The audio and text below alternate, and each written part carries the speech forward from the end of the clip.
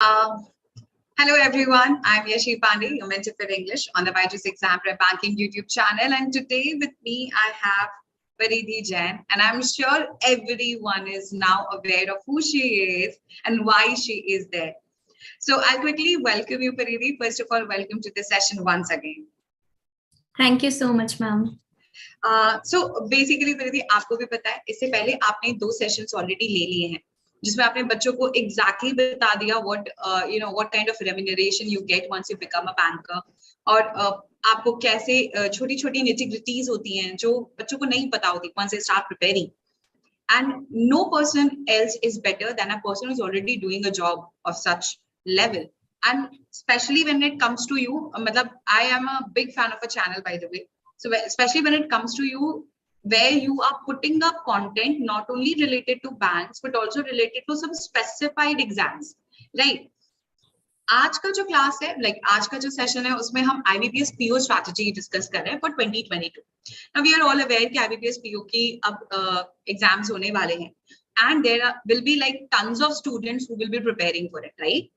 अब अगर परिधि, if I start with IBPS PO itself, now how do you categorize this exam and how is it different from SBI PO first? यानी क्या बच्चे के मन में कोई डाउट होना चाहिए जब वो SBI कर रहा है, IBPS कर रहा है, और either way preparation सेम है? जैसे कि सबको पता है, SBI की जितनी ज्यादा डिमांड है और उतना ज्यादा एस्पायरेंट्स के माइंड में ये रहता है कि SBI कब आएगा, SBI कब आएगा, बस SBI का वेट होता है. लेकिन ऐसा नहीं है, IBPS भी उतना ही इक्विवेलेंट है, क्योंकि IBPS में भी अभी जितने भी बैंक्स हैं वो भी ऑलमोस्ट सेम सैलरी प्रोवाइड करते हैं. अलाउंसेस हाँ SBI में ज्यादा, तो इसलिए थोड़ा उसका ज्यादा रहता है एस्पायरेंट्स को. और हाँ, लेवल भी SBI का अगर हम IBPS से कंपेयर करें तो थोड़ा सा हाई होता है. लेकिन इसका मतलब ये नहीं कि IBPS इजी होता है. IBPS भी अपने आप में एक अच्छे लेवल का एग्जाम होता है और इसको निकालना भी इतना इजी नहीं होता है, क्योंकि जैसे RRB PO, IBPS PO और SBI PO, इनमें थोड़ा बहुत ही डिफरेंस होता है. तो IBPS PO भी अपने आप में एक बहुत ही अच्छी एग्जाम है, और ऐसा नहीं है कि अभी जब न्यूज आ रही है प्राइवेटाइजेशन की, उससे थोड़ा एस्पायरेंट्स को ऐसा लग रहा है कि नहीं SBI ज्यादा बेटर है क्योंकि उसका प्राइवेटाइजेशन नहीं होगा. लेकिन ये सब आपको अभी सोचना नहीं है जब आप एग्जाम देंगे. ये सब तो फ्यूचर की बात है, हम तो ऑलरेडी वर्किंग है, तो ये सब सोचने की जरूरत अभी नहीं है एस्पायरेंट्स को. Exactly. अच्छा परिधि, now there has been tons of queries about why banking, ma'am. Now एक बहुत कॉमन क्वेश्चन है. अब आपको पता होगा, जो आपका सेशन इस समय आप देख रहे हैं पैन इंडिया में, वहां पर बच्चे ऐसे भी हैं जो सिर्फ आज पहली बार सुन रहे हैं कि IBPS PO होने वाला है, तो उन्होंने जस्ट IBPS PO के लिए फॉर्म भरना स्टार्ट किया है या फिर प्रिपेयर करना अब स्टार्ट करेंगे. कुछ बच्चे ऐसे हैं जो खैर लंबे समय से प्रिपेयर कर रहे हैं. तो ऑब्वियसली बात है, एक बच्चे के मन में जो लंबे समय से प्रिपेयर कर रहा है, उसे पता है कि उसका टारगेट क्या है, उसे पता है कि उसको कहाँ पढ़ना है ना. उन एस्पिरेंट्स के इस क्वेश्चन का क्या आंसर होगा? Why banking? Why is it so easy? Why is it so feasible and doable when it comes to banking? Banking exams इतनी पॉपुलर इसीलिए क्योंकि इनका जो मतलब बैंकिंग एग्जाम कंडक्ट कराने का जो तरीका है वो काफी स्मूथ है. बहुत जल्दी अगर जो एग्जाम का नोटिफिकेशन आता है, उससे जो ज्वाइनिंग होने तक का जो प्रोसेस होता है वो लगभग 6 to 7 मंथ्स में कंप्लीट हो जाता है. तो ये काफी फास्ट होता है जब हम किसी और एग्जाम से कंपेयर करें. इसीलिए इस सेक्टर में इतना ज्यादा एस्पायरेंट्स को इजी रहता है. अगर आपको इमीडिएटली कोई जॉब चाहिए और आपको लगता है कि हाँ आप 3 to 4 मंथ्स में अगर पढ़ के अच्छे से डेडिकेटेडली पढ़ सकते हैं, तो ये एग्जाम बहुत ही अच्छा है. अब अगर स्टार्टिंग से बात करें तो आपको सबसे पहले तो इस एग्जाम का पैटर्न पता होना चाहिए कि इसमें क्या एग्जाम पैटर्न होता है, क्या क्या होता है. प्रीलिम्स होता है, मेंस होता है, देन इंटरव्यू होता है. फिर प्रीलिम्स में क्या क्या अलग अलग सेक्शंस होते हैं. तो ये सारी चीजें फर्स्ट आपको देखना है कि पैटर्न क्या होता है. दूसरा, इसका सिलेबस क्या होता है. सिलेबस सबसे इंपॉर्टेंट है. आपको पता होना चाहिए कि इस एग्जाम में क्या क्या पूछा जाता है, आपको किस लेवल में अपनी पढ़ाई स्टार्ट करनी है. और उसके बाद जिसे बिल्कुल भी नॉलेज नहीं है, जो अभी ग्रेजुएट हुए हैं, उनको एकदम बेसिक से इसको स्टार्ट करना है. उसके लिए चाहे तो आप कोई कोचिंग ज्वाइन कर सकते हैं, ऑफलाइन भी कर सकते हैं, ऑनलाइन भी कर सकते हैं. या फिर अगर आप चाहते हैं कि आप सेल्फ स्टडी करना चाहें तो आप कोई अच्छा मटेरियल परचेज कर सकते हैं और उसके बाद फ्री यूट्यूब वीडियोस पे भी काफी अच्छा कंटेंट होता है तो आप वहां से भी देख सकते हैं। तो ये आपको स्टार्टिंग में कहीं से कुछ मटेरियल तो लेना पड़ेगा, तो आपको एक आइडिया लगेगा कि इस एग्जाम में क्या क्या होता है। आपने मेरे इससे बाद वाले क्वेश्चन का आधा आंसर तो ऑलरेडी दे दिया। My next question was to how are you going to plan your journey when it comes to the preparation, right? So जर्न it's like you decided you want to be a banker, right? You decided it for yourself, right? आपने भी खुद से तो ऐसे ही शुरू किया होगा। तो जब आपने डिसाइड कर लिया कि अब मुझे बैंकर बनना है, इसके बाद की जर्नी आपकी क्या थी? Like what was the next step you took? अब आपको पता था कि अब मुझे यही पाथ फॉलो करना है, यही कोर्स फॉलो करना है? Was it only plan A or you had plan B and plan C as well? जैसे मैं तो ऑलरेडी जॉब कर रही थी और जॉब के साथ साथ मैंने एक कोचिंग ज्वाइन कर ली। अच्छा। तो मेरा तो शेड्यूल ये हुआ करता था कि मैं मॉर्निंग में 6 to 7 की बैच जाती थी कोचिंग में, और उसके बाद मैं ऑफिस जाती थी। फिर रात में थोड़ा सेल्फ स्टडी किया मैंने। तो ये तो एक वर्किंग जो है उनके लिए तो ये थोड़ा डिफिकल्ट हो जाएगा। लेकिन हाँ, अगर आप घर पे हैं, आप अभी या तो ग्रेजुएशन के लास्ट ईयर में, तो ये आपके लिए इतना डिफिकल्ट नहीं होगा मैनेज करना। आप बस एक कोचिंग आप 2-3 महीने के लिए भी अगर ज्वाइन कर लेते हैं तो उससे थोड़ा बेसिक आपका क्लियर हो जाता है। और आपको ये पता चल जाता है कि अच्छा मुझे यही पढ़ना है। हाँ, ये क्लियर हो जाता है, क्लैरिटी मिल जाती है, क्योंकि मेहनत का तो, हार्ड वर्क का तो खैर कोई सब्स्टिट्यूट ही नहीं होता।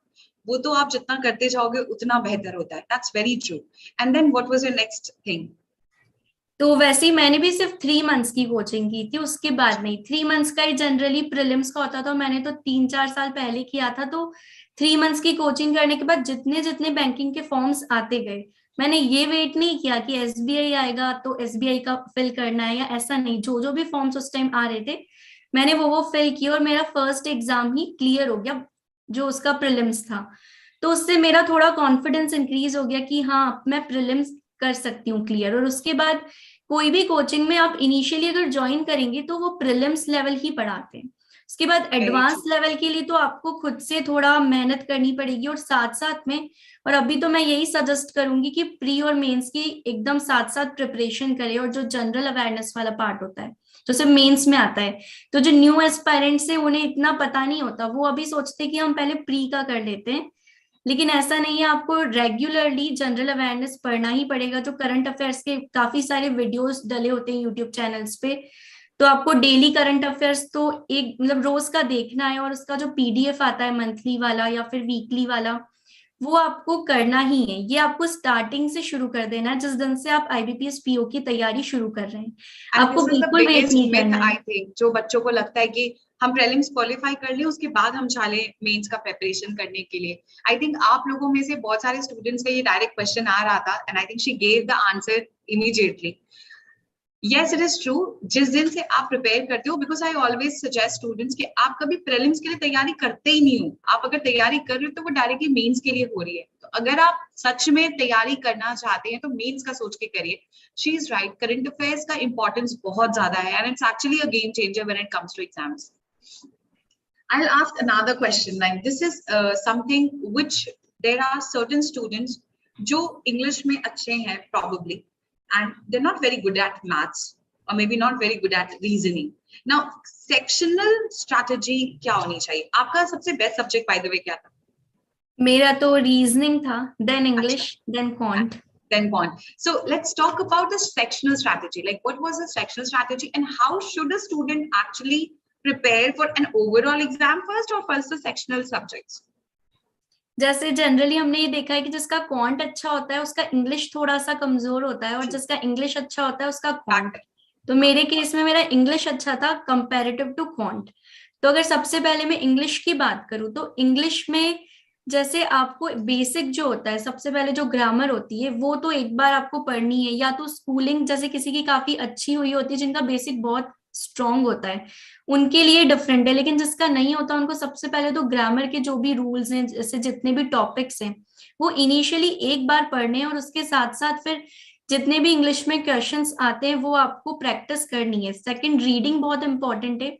आप चाहे कुछ भी रीड करें, लेकिन आप थोड़ा आधा घंटा डेली रीडिंग पे दीजिए। और दूसरा, वोकैबुलरी और इडियम्स एंड फ्रेजेस, इनका डेली एक शेड्यूल बना लीजिए कि आज मुझे इतना वोकैबुलरी के वर्ड्स या रूट वर्ड्स देखने, या इतने। मैम वैसे इंग्लिश की हैं तो वो ज्यादा अच्छे से इस चीज में बता पाएंगी। एग्जैक्टली। तो इंग्लिश में ये कि इडियम्स फ्रेजेस भी मैं करती थी, जैसे डेली 10 करती थी, वोकैब्स डेली 20 करती थी, और इंग्लिश मेरा थोड़ा मतलब बेसिक जो है वो अच्छा हुआ करता था, तो उससे मुझे इतनी दिक्कत नहीं आई। लेकिन जैसे एक रीडिंग कॉम्प्रिहेंशन होता है, उसमें थोड़ी डिफिकल्टी हमें फेस करनी पड़ती है, स्पेशली जब आप एग्जाम में देते हो या मॉक टेस्ट देते हो, तब आपको वहां पर टाइम मैनेज नहीं हो पाता। अभी तो 20 मिनट्स का प्रीलिम्स में हो गया है, तो वो थोड़ा इजी हो गया है। पहले तो टाइम नहीं होता था सेक्शनल, तो इंग्लिश में हम कम टाइम दे पाते थे। तो इसके लिए भी मैं ये सजेस्ट करूंगी कि जो भी आप इंग्लिश में कर रहे हैं अदर देन रीडिंग कॉम्प्रिहेंशन, वो एक बार अच्छे से प्रैक्टिस करके मॉक टेस्ट में सबसे पहले वो अटेम्प्ट करें, और उसके बाद एंड में आरसी रखें। ये मैं करती थी, अब हो सकता है कि सबका तरीका अलग अलग होता है। हम लोग भी यही सजेस्ट करते हैं कि पहले आप वो सेक्शंस करो जहां आपको लगता है आप ज्यादा से ज्यादा मार्क्स ग्रैब कर लोगे, फिर आप उस सेक्शन पे जाओ कम से कम 7-8 मिनट लेकर, जब आप आरसी को सॉल्व करने की कोशिश करो, ताकि आप भी फ्री रहो कि अब आपको और कोई क्वेश्चन नहीं करना। इससे दिमाग थोड़ा सा सेटल आउट हो जाता है। मेरे को ना ये पूछना है, जस्ट बिकॉज तुम्हारा रीजनिंग बहुत अच्छा था, so I just come to reasoning वाला portion. What about securing the entire 35 marks in reasoning? Let's talk about that. How is that possible? Like वो क्या करना चाहिए एक स्टूडेंट को? क्योंकि हो सकता है, देखो इंग्लिश इज ना not everyone's cup of T, I truly believe this, because not every student is very fluent in English, not every student is very, you know, doesn't come from an English medium background. तो ये हम benefit of doubt अगर बच्चों को दे दें जिसमें इनकी कोई गलती नहीं है, तो उसमें रीजनिंग और मैथ्स फिर एक बहुत बड़ा वाइटल रोल प्ले करेगा। Now, let's talk about reasoning, how to make it 35 on 35. Reasoning में अगर 35 आउट ऑफ 35 लाने हैं, तो जो पजल और सिटिंग अरेंजमेंट है वो आपका काफी स्ट्रांग होना चाहिए, क्योंकि जो बाकी चीजें होती है जैसे कोडिंग डी कोडिंग हो गया, इनइक्वालिटी हुआ, या फिर जितने भी अदर देन ये टॉपिक्स जैसे ब्लड रिलेशन, डायरेक्शन, डिस्टेंस, तो ये सब तो इतना डिफिकल्ट नहीं होता। ये आप एक बार प्रैक्टिस करेंगे, कंसेप्ट तो इसमें ज्यादा होते नहीं, ये तो पूरा आपके उस पर डिपेंड करता है कि आप इसको कितना अच्छे से कर पा रहे हैं। तो एक बार अगर आपने सारे टॉपिक्स पढ़ लिए और उसके बाद इनकी प्रैक्टिस की, या daily 20 to 30 questions in topic के लगाए, तो ये सारे तो आपके स्ट्रांग हो जाएंगे।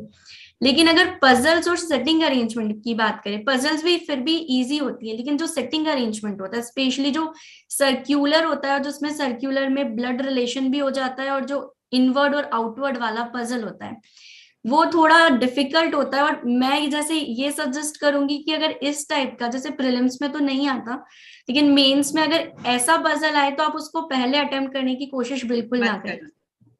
क्योंकि वो, अगर मेरे साथ तो यही होता था कि जब भी मैंने एग्जाम दी और अगर कोई ऐसी पजल मैंने अटेम्प्ट कर ली जो नहीं बनी, तो पूरा पेपर खराब हो जाता है, क्योंकि बहुत जाएगा ना, आपको पहले ही पता है कि this is one chunk which is not going to happen, तो वो बहुत बड़ी मिस्टेक हो जाती है। इसीलिए पहले तो पजल और सेटिंग अरेंजमेंट को छोड़ के ढूंढ ढूंढ के वो क्वेश्चंस अटेम्प्ट कर लो जो आपको लग रहा है कि हाँ ये इजी है, चाहे वो सिंगल सिंगल वाले हो। कई एस्पायरेंट्स को लगता है कि पजल एक बनाएंगे तो 5 क्वेश्चंस बन जाएंगे, तो उस चक्कर में वो पजल अटेम्प्ट करने की पहले कोशिश करते हैं, लेकिन ये गलती मत कीजिएगा, क्योंकि आपका पेपर खराब कर सकते हैं। तो पहले सारे ढूंढ ढूंढ के वो क्वेश्चंस आपको करने चाहिए, और प्रैक्टिस भी पहले उनकी करें। उसके बाद डेली कम से कम, बिगनर है तो 5 पजल डेली आपको लगानी चाहिए। और अगर आपने ऑलरेडी 1 साल से 2 साल से आप तैयारी कर रहे हैं, तो फिर तो आपको इतनी प्रैक्टिस हो गई होगी, तो आपको इसमें इम्प्रूवमेंट करना है। ज्यादा से ज्यादा 15 से 20 पजल आप लगा सकते हैं, और आपको स्पीड इंक्रीज करनी है पजल में, क्योंकि स्पीड ही सबसे इंपॉर्टेंट रोल प्ले करती है प्रीलिम्स में स्पेशली। मेंस में तो क्योंकि अलग अलग लेवल की, अलग अलग टाइप की पजल आती है जो आपने शायद कभी देखी भी ना हो, तो वो तो आपको उसी टाइम समझ आएगा कि आपको कैसे करना है। लेकिन प्रीलिम्स में स्पेशली टाइमिंग बहुत इंपॉर्टेंट रोल प्ले करता है। आप टाइमर लगा के भी पजल की प्रैक्टिस कर सकते हैं, या फिर आप सेक्शनल जो टेस्ट होते हैं, जैसे आप सिर्फ रीजनिंग का टेस्ट लेके देख सकते हैं कि आपसे कितना अटेम्प्ट हो पा रहा है। क्योंकि क्लर्क में तो 35 आउट ऑफ 35 लाना इजी होता है, वो आप इजीली स्कोर कर सकते हैं, मैंने भी किया है। लेकिन जो पीओ वाला एग्जाम है उसमें हाँ थोड़ा सा डिफिकल्ट है ये। लेकिन अगर आप लेकिन ऐसा नहीं कि आपको करना ही, अगर आपको लग रहा है क्वेश्चन नहीं बन रहा है, तो एक्यूरेसी इंपॉर्टेंट है, अटेम्प्ट्स इतने इंपॉर्टेंट नहीं है, तो आप एक्यूरेसी पे ज्यादा फोकस कीजिए। Okay, so I think we have completed the sectional wala portion, right? Now, Paridhi, let's come to the most important part, that is time management. अगर मैं prelims को छोड़ दूं, तो prelims, I believe it's a bottleneck. An exam, like when it comes to banking, ये मुझे bottle नेक लगता है। जब बहुत सारे बच्चे आते हैं एक साथ, फिर वो फिल्टर हो जाते हैं प्रीलिम्स में, फिर बॉटल का नेक जैसे जैसे नैरो होता जाता है, बहुत कम स्टूडेंट्स ये जीडी तक जा पाते हैं। So let's talk about the filter round. पहले आप मुझे ये बताओ कि सेक्शनल जो हमारे मॉक्स होते हैं, या फिर जो सेक्शनल हम किसी भी तरीके का मॉक टेस्ट दे रहे हैं, राइट, उसमें टाइम मैनेजमेंट कैसे एक बच्चा सुधार सकता है? इट्स नॉट लाइक ये बच्चे नहीं कर रहे, ये कर रहे हैं, but there is something which they are lacking, जिसकी वजह से ये आगे नहीं बढ़ पा रहे। आज भी बच्चे हैं जो कहते हैं मैम हमारा स्कोर 15 से ऊपर नहीं जा रहा, 20 से ऊपर ही नहीं जा रहा मैम, 25 पे रुका हुआ है, इट्स नॉट इंक्रीजिंग। नाउ इसका क्या सोल्यूशन है? वो 20 मिनट्स को बेस्ट कैसे यूटिलाइज किया जा सकता है? अगर 20 मिनट्स की बात, अगर सबसे पहले हम अगर क्वांट से स्टार्ट करें, तो जो simplification, approximation, number series, quadratic equations, ये जो 4 चीजें हैं, ये आप ऐसे मैनेज करें कि आप जितना जल्दी हो सके, इनकी आपको इतनी प्रैक्टिस करनी है कि आप बहुत कम टाइम में ये सारी चीजें बना लें। क्योंकि मैक्सिमम जो पार्ट होता है, जैसे 35 अगर क्वेश्चंस हैं, तो उसमें से आप मान लीजिए कि 15 क्वेश्चंस तो इसमें से आ ही जाएंगे, 15 से 20 के बीच आप में। माइंड कैलकुलेशंस करते थे? माइंड कैलकुलेशंस वगैरह मेरा तो क्वांट इतना अच्छा हुआ नहीं करता था, तो जो माइंड कैलकुलेशन से वो मैंने काफी प्रैक्टिस की, लेकिन मुझसे नहीं हो पाई।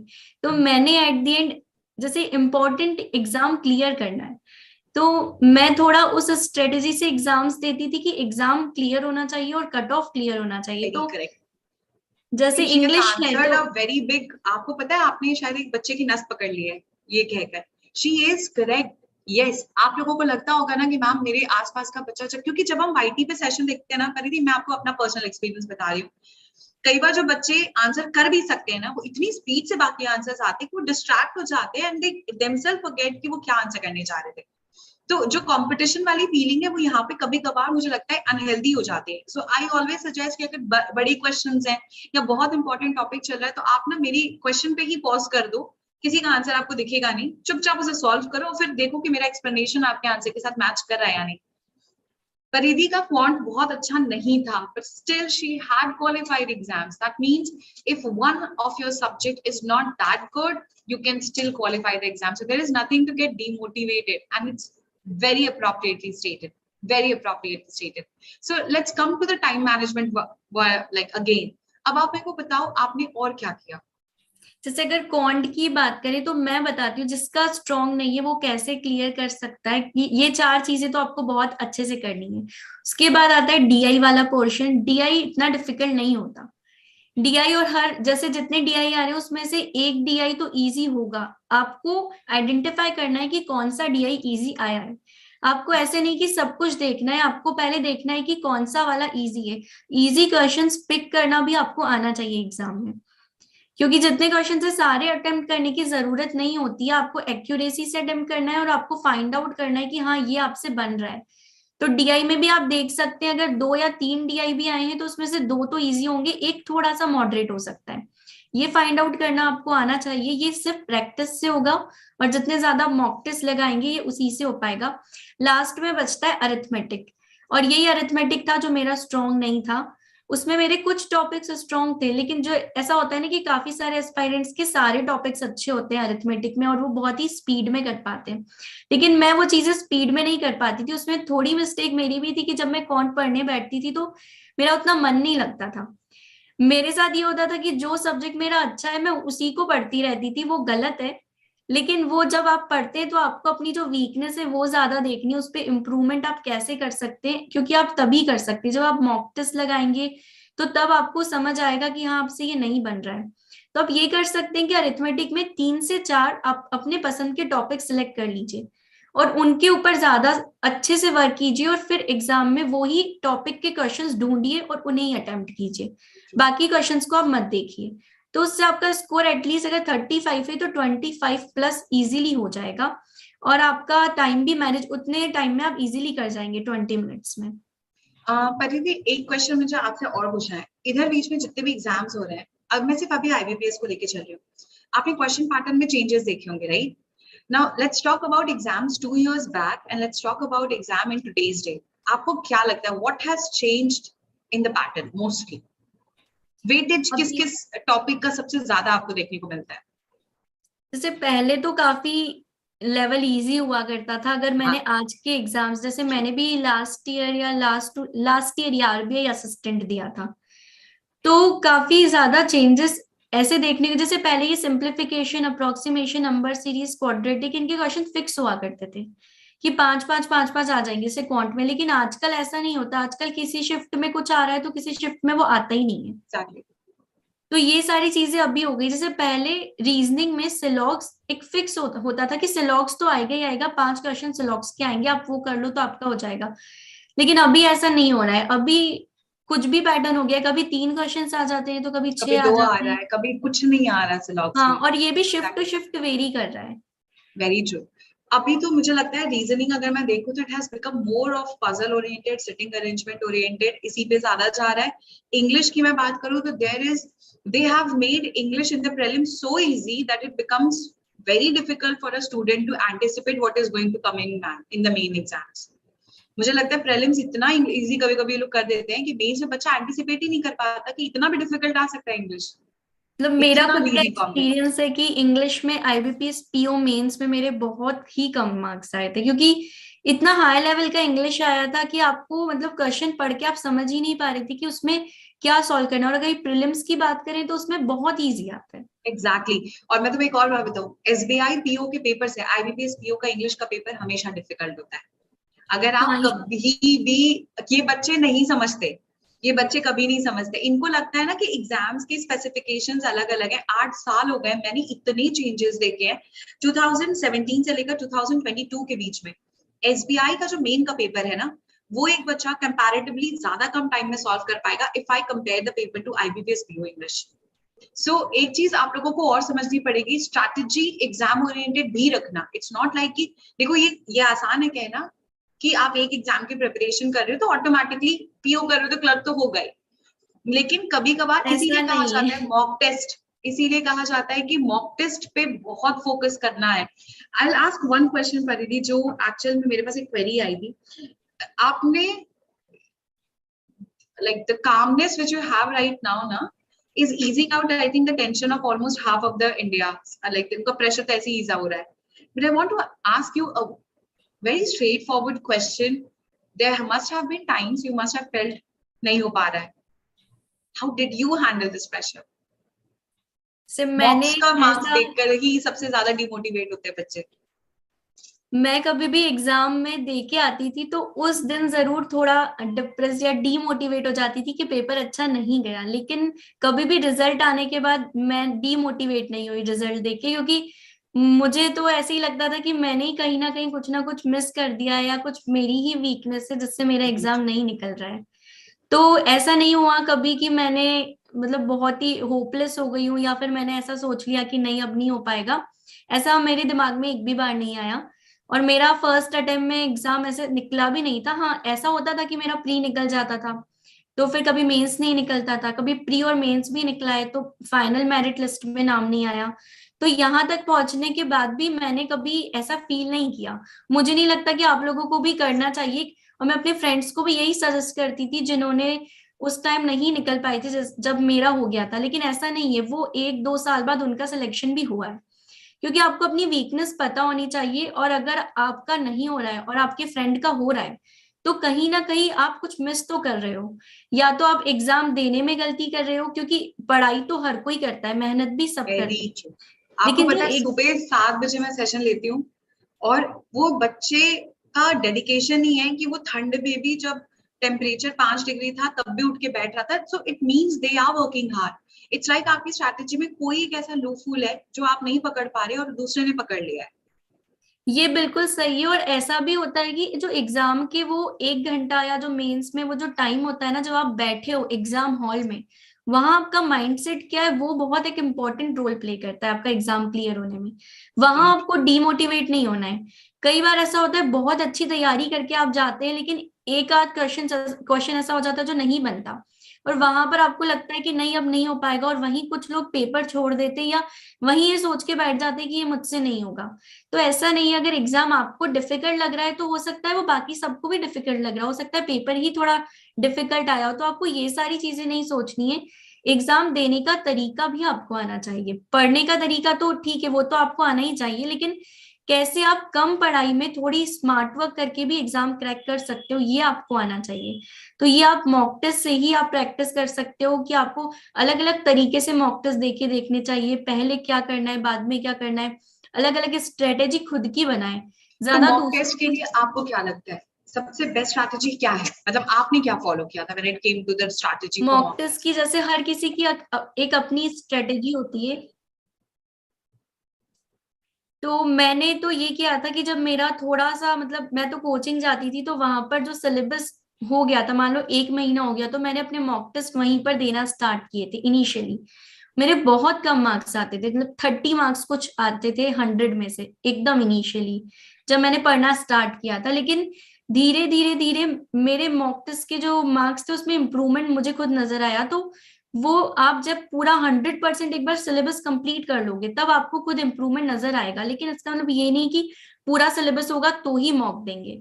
काफी सारे एस्पायरेंट्स के माइंड में ये होता है कि जब तक हम पूरा नहीं पढ़ लेते तब तक हम कोई मॉक नहीं लगाएंगे। तो ये गलती आप मत करिएगा। ऐसा नहीं, अब 0% पे भी मत लगाइए, लेकिन हाँ, अगर आपने एक उतना पढ़ लिया है कि आपको लग रहा है कि हाँ आपका उतना बन रहा है कि आप थोड़ा 50% भी कर लिया है, तो मॉक टेस्ट लगाना स्टार्ट कर दीजिए। इनिशियली अगर बिगनर है तो वीक में 2 मॉक टेस्ट तो आप जरूर लगाए प्रीलिम्स के। और अगर आप पहले से पढ़ रहे हैं, पिछले साल से स्टार्ट कर दिया है, तो डेली मॉक टेस्ट लगाना चाहिए। कई बार तो मैं डेली 2 मॉक टेस्ट भी लगाती थी। और अगर कुछ एस्पायरेंट्स ऐसे होते हैं मतलब जो अफोर्ड नहीं कर पाते इतने सारे मॉक टेस्ट, तो वो अलग अलग जगह फ्री मॉक टेस्ट भी देख सकते हैं। उसके बाद अगर अटेम्प्ट करने की बात है तो पहला कि उसको बहुत सीरियसली अटेम्प्ट करें। कुछ ऐसे एस्पायरेंट्स होते हैं जो ऐसा कि जैसे घर में शोर हो रहा है, इधर उधर आवाजें आ रही है, प्रॉपर एक एनवायरमेंट सेट नहीं करते मॉक टेस्ट देने के लिए। पहला तो आपको ये देखना है कि आपको एक ऐसा ही एनवायरमेंट सेट करना है अपने रूम में, अकेले बैठ के बिल्कुल सीरियस होके, कोई भी चीटिंग नहीं करनी मॉक टेस्ट में। कई बार ऐसा होता है कि आप अपना कुछ भी बुक खोल के देख लेते हैं या फिर कुछ आपके फॉर्मूलाज लिख लेते हैं साइड में। तो वो सब नहीं करना है, बिल्कुल ऐसे मॉक टेस्ट लगाने जैसे आप एग्जाम हॉल में ही बैठे हैं। और उसके बाद बिल्कुल जैसे 60 मिनट्स का है, तो कई बार ऐसा भी होता है नहीं बन रहा तो क्लोज कर देते हैं, वो चीज भी आपको नहीं करनी है।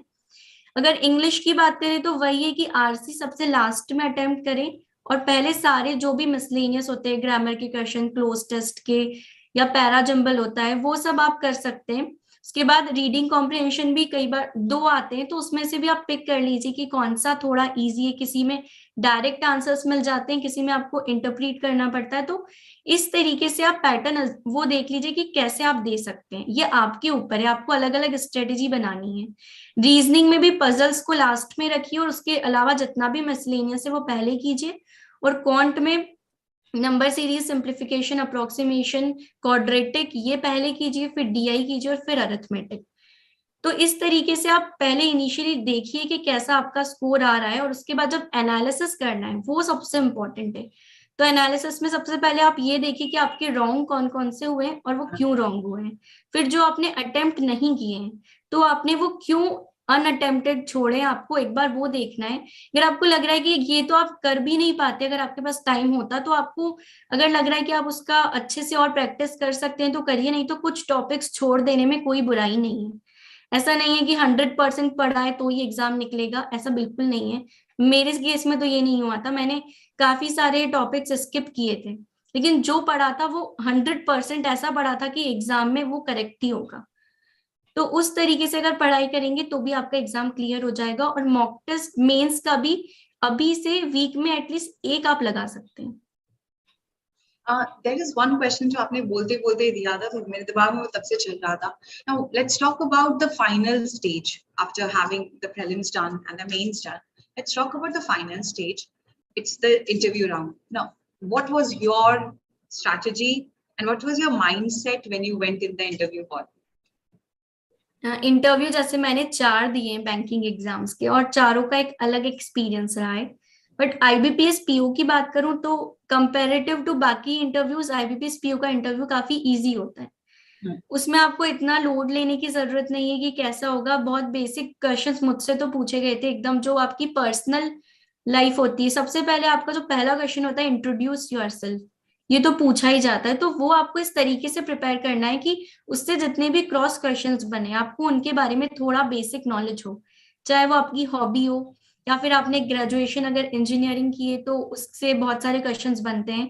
से मैंने भी इंजीनियरिंग की है तो मुझसे कंप्यूटर से रिलेटेड काफी क्वेश्चंस पूछे गए थे इंटरव्यू में, तो उसका आपको बेसिक पता होना चाहिए। और स्पेशली इंजीनियर से ये पूछते हैं कि वो कैसे क्यों बैंकिंग में आ रहे हैं, ये क्या हेल्प कर हर पाएंगे वो बैंकिंग में। मेरा भाई भी इंजीनियर, उससे भी सेम यही क्वेश्चन पूछा था। तो ये क्वेश्चन तो एकदम आएगा ही अगर आप इंजीनियर है, तो इसका तो आप आंसर पहले से प्रिपेयर करके ही रखिए। उसके बाद जो आपकी हॉबीज हैं उनके बारे में, या तो वो हॉबी आप बोलिए ही मत जिसके बारे में आपको नॉलेज नहीं है, और अगर आपको बोलना है तो उसके बारे में पहले से पढ़ के जाइए, क्योंकि वो आपसे क्रॉस क्वेश्चन करेंगे। एक इंटरव्यू तो मेरा ऐसा हुआ था कि उन्होंने मुझसे इतने ज्यादा क्रॉस क्वेश्चंस किए थे, लेकिन मुझे समझ आ गया था कि ये सिर्फ मेरा टेस्ट ले रहे हैं कि मैं नर्वस होती हूँ या नहीं, क्योंकि वो सिर्फ यही देखते हैं इंटरव्यू में आप क्या आंसर दे रहे हो, ये नहीं देखा जाता, लेकिन आप कितने कॉन्फिडेंस से आंसर दे रहे हो ये देखा जाता है। और ये मैंने अब जो मार्क्स आते हैं या जो फ्रेंड्स से हम कंपेयर करते हैं ना आफ्टर रिजल्ट, तो यही समझ आता है कि चाहे गलत आंसर दिया हो लेकिन हाँ, और अगर आंसर नहीं आ रहा है इंटरव्यू में तो आप अगर कॉन्फिडेंटली बोलेंगे कि सॉरी मुझे याद नहीं है या मैंने पढ़ा था मैं भूल गई, तो वो सही रहता है। लेकिन हाँ, बहुत कॉन्फिडेंटली गलत आंसर मत दीजिए। अगर आपको लग रहा है कि हाँ ये आपसे नहीं बन रहा है तो आप उनको डायरेक्टली बोल दीजिए कि सॉरी सर, ये अभी मैंने पढ़ा था लेकिन मुझे याद नहीं है, तो कुछ नहीं होता, उसको खराब इंटरव्यू नहीं कहा जाएगा, क्योंकि जरूरी नहीं कि आपको सब आता हो। वो तो आपसे काफी चीजें पूछते हैं, स्पेशली जो बैंकिंग सेक्टर से रिलेटेड बहुत क्वेश्चंस पूछते हैं, तो वो आपको आने चाहिए। उसके बाद आपने न्यूज़पेपर जो उस दिन का है वो जरूर पढ़ना चाहिए, अगर उसकी जो हेडलाइन से कई बार वो पूछ लेते हैं। या फिर हॉबी से रिलेटेड कुछ इंटरव्यूज ऐसे होते हैं जो बिल्कुल पर्सनल पे ही चलते हैं, लेकिन ये डिपेंड करता है, it's all about your luck कि आपका कैसा लक है, वहां पे जो पैनल है वो कैसे हैं, वो किस तरीके से आपसे पूछ रहे हैं। लेकिन कॉन्फिडेंस ही सबसे इंपॉर्टेंट रोल प्ले करता है। और एक और चीज जो मैं क्लियर करूं कि हिंदी और इंग्लिश का कोई कंपल्शन नहीं होता। वेरी काफी सारे एस्पायरेंट्स को ये लगता है कि उन्हें इंग्लिश नहीं आती, वो कैसे इंटरव्यू में परफॉर्म करेंगे, तो ऐसा नहीं है। आप अगर हिंदी भी बहुत अच्छे से बोल रहे हैं तो वो बिल्कुल इस तरीके से आपको जज नहीं करेंगे कि आपने इंग्लिश नहीं बोली है। बट ये है कि अगर आपको इंग्लिश आती है और अगर उन्होंने आपसे इंग्लिश में पूछा है तो आप इंग्लिश में ही जवाब दीजिए, लेकिन अगर नहीं आती तो आप हिंदी भी बोल सकते हैं, इसमें कोई भी वो नहीं है कि आपके मार्क्स कम हो जाएंगे। Beautifully frame, very beautifully frame, and she is right. English और हिंदी का जजमेंट वहां नहीं होता जब आप इंटरव्यू राउंड में पहुंच जाते हो। वो नॉलेज टेस्ट कर चुके हैं, आपने प्रीलिम्स किया है, आपने मेंस किया है ऑलरेडी, जब वहां पहुंचे हो तो आप अच्छे हो, इसमें कोई दो राय नहीं है। हाँ, ऑफ कोर्स इट्स ट्रू, अगर वो आपसे इंग्लिश में क्वेश्चन कर रहे हैं तो इट्स प्रेफरेबल 90% टाइम कि आप इंग्लिश में ही आंसर करो। If you are not very comfortable, आपको लगता है आप फंबल कर जाओगे, आपको लगता है कि आप में सच में उतना कॉन्फिडेंस नहीं है, you can go with Hindi as well. I think परिधि आपने एक 30 मिनट्स के सेशन में ना एक पूरा जिस्ट दे दिया about the exam, the strategy and how they should actually prepare themselves for the interview, क्योंकि इसका लंबे समय से क्वेश्चन आ रहा था। I think I'll just have okay, I got a question here. Regional language पूछते हैं क्या परिधि? आईबीपीएस पीओ में तो आई थिंक रीजनल लैंग्वेज का कोई रोल नहीं होता है, ये आरआरबी में जरूर होता है। एग्जैक्टली। तो आईबीपीएस में नहीं है, लेकिन हाँ फिर भी जैसे मान लीजिए अगर वो आपसे पूछ रहे हैं और आपको वो लैंग्वेज आती है, जैसे मान लीजिए फॉर एग्जांपल मराठी में आपसे पूछा गया वहां पर और आपको भी मराठी आती है, तो आप मराठी में ही रिप्लाई कीजिए, वो उन्हें भी अच्छा लगेगा कि आप उन्होंने जिस लैंग्वेज में पूछा है आपने उसी लैंग्वेज में आंसर किया। लेकिन अगर जैसे वो तभी पूछेंगे जब उनको भी समझ आ जाएगा कि हाँ आप उसी स्टेट से हैं, नहीं तो ऐसा होता नहीं है, क्योंकि आईबीपीएस के इंटरव्यूज जनरली अलग अलग जगह होते हैं, आपने कहीं और से फॉर्म फिल किया, आप कहीं और रहते हैं, किसी और स्टेट से बिलोंग करते हैं, तो ये सारी चीजें नहीं होती compulsory. Okay. So I think आप लोगों के questions के काफी सारे answer मिल गए हैं. Those who are asking about the English strategy, students, I already have a video on how to prepare IBPS PO and the English strategy for it. Please go and watch that video. Now this session was basically with Paridhi to talk about her journey, her experiences, and what students should do when they are preparing for the upcoming exams. So IBPS 2022 is on the cards. जाते जाते बच्चों को क्या बताना चाहते हो? Because आज तो strategy class है. Let's talk about 3 tips जो आप बच्चों को दोगे when they are preparing for the IBPS PO exam. Only 3 tips. आपकी क्या होगी? सबसे पहले तो अपनी स्पीड पे वर्क कीजिए आप, चाहे वो क्वांट हो या रीजनिंग हो। हाँ, इंग्लिश में उतना ज्यादा प्रीलिम्स में या मेंस में मैटर नहीं करता कंपैरेटिव टू क्वांट और रीजनिंग। और क्वांट में जो ये कैलकुलेशन है मैं नहीं कर पाती थी, लेकिन इसका मतलब ये नहीं कि आप नहीं कर पाएंगे। तो आप उसकी प्रैक्टिस जरूर कीजिए, जितना हो सके आप माइंड में कैलकुलेशंस कीजिए। दूसरा, आप इंग्लिश इंप्रूव करने के लिए रीडिंग डेली कीजिए, या रीडिंग के साथ साथ वोकैब्स और इडियम्स एंड फ्रेजेस ये डेली बेसिस पे कीजिए। और तीसरा, करंट अफेयर्स, ये आपको रेगुलरली पढ़ना है, चाहे कोई एग्जाम का नोटिफिकेशन आ रहा हो या नहीं आ रहा हो। अगर आप एक एस्पायरेंट है और आपको लग रहा है कि कोई ना कोई एग्जाम आपको निकालना है, तो करंट अफेयर्स पढ़ना मत छोड़िए, चाहे कोई एग्जाम सामने हो, क्योंकि कई बार ऐसा होता है बहुत ज्यादा लोड आ जाता है एक साथ। तो डेली डेली बेसिस पे करंट अफेयर्स पढ़ेंगे तो आपके माइंड में वो बैठ जाएंगे। जब 3-4 बार आप सेम वीडियोस देखेंगे तो वो क्वेश्चन अगर एग्जाम में आया तो आप एकदम से उसे टिक कर पाएंगे। तो ये बहुत इंपॉर्टेंट होता है। मेरे केस में तो मैंने ये सारी चीजें की थी। And you are successful enough. I think she had a very clear perception and she has got a lot of clarity when it comes to exams. Now she had figured out उसका quant खराब था, तो उनको quant में कैसे मेहनत करनी थी. She already knew कि reasoning was her strongest, उनको reasoning में कैसे मेहनत करनी थी. And I think this is the same thing which we all mentors always tell you people to do. आप mock test जितना दोगे आप उतना बेहतर अपने आप को समझ पाओगे. आपको खुद पता चलेगा आपके प्रोज एंड कॉन्स कहाँ कहाँ पर है, आपकी स्ट्रेंथ और वीकनेस कहाँ लाई करती है. एंड जितना बेहतर आपकी अंडरस्टैंडिंग होगी उतना बेहतर आपकी परफॉर्मेंस खिल कर आएगी. बाकी माइंडसेट शी सेड, अगर कभी क्वेश्चन ना बने तो you can not know everything. There should be certain, there can be certain sections which you can miss out as well. So it's okay. ठीक है. So thank you so much, Paridhi, for being a part of a wonderful, wonderful session. We already had so many students joining. Guys, do like and share. Show your love and support to her. And also to someone who has been taking out so much time for you people so that you can qualify exams in 2022. Thank you so much, Paridhi, for being there. Thank you so much, ma'am. Thank you so much. Stay blessed. Good night, guys.